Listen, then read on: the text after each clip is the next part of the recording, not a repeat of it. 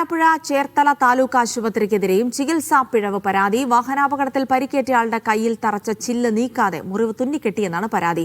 വളമംഗലം സ്വദേശി രാധാകൃഷ്ണപിള്ളയാണ് പരാതിയുമായി രംഗത്തെത്തിയത്. ഫൈസൽ അസീസ് വിവരങ്ങൾ നൽകും. ഫൈസൽ, എന്താണ് രാധാകൃഷ്ണപിള്ളയുടെ പരാതി എന്താണ്, എപ്പോഴാണ് ഇത് സംഭവിച്ചത് എന്നാണ്? പിന്നീട് ഇപ്പോൾ ശസ്ത്രക്രിയ നടത്തി അല്ലെങ്കിൽ ഉള്ളിലുള്ള ചില്ലെടുത്തു മാറ്റാൻ കഴിഞ്ഞിട്ടുണ്ടോ?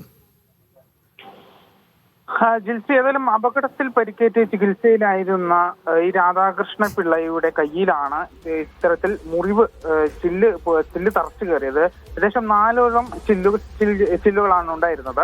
അത് ഈ ചില്ല് പുറത്ത് കളയാതെ തന്നെ മുറിവ് തുന്നിക്കെട്ടി എന്നാണ് ഈ രാധാകൃഷ്ണ പിള്ള ഇപ്പോൾ പരാതി നൽകിയിരിക്കുന്നത്. ചേർത്തല താലൂക്ക് ആശുപത്രിക്കെതിരെയാണ് രാധാകൃഷ്ണ പിള്ളയുടെ പരാതി. തുറവൂർ വളമംഗലം സ്വദേശിയാണ് ഈ രാധാകൃഷ്ണ പിള്ള എന്ന് പറയുന്നത്.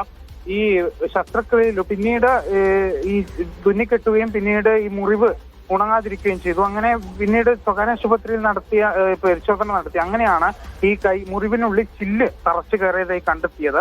തുടർന്ന് ശസ്ത്രക്രിയയിലൂടെ ആ ചില്ല് എടുത്ത് കളയുകയും ചെയ്തു. ഇപ്പോൾ അദ്ദേഹത്തിന് മറ്റ് ആരോഗ്യ പ്രശ്നങ്ങളൊന്നുമില്ല എന്നുള്ളതാണ് ഏറ്റവും പ്രധാനപ്പെട്ട കാര്യം എന്ന് പറയുന്നത്. ഏതായാലും ചേർത്തല താലൂക്ക് ആശുപത്രിക്കെതിരെയാണ് ഈ ചില്ല് പുറത്തേക്ക് എടുക്കാതെ മുറിവ് തുന്നിക്കെട്ടി എന്നൊരു പരാതി രാധാകൃഷ്ണപിള്ള ഉന്നയിക്കുന്നത്. ശരി.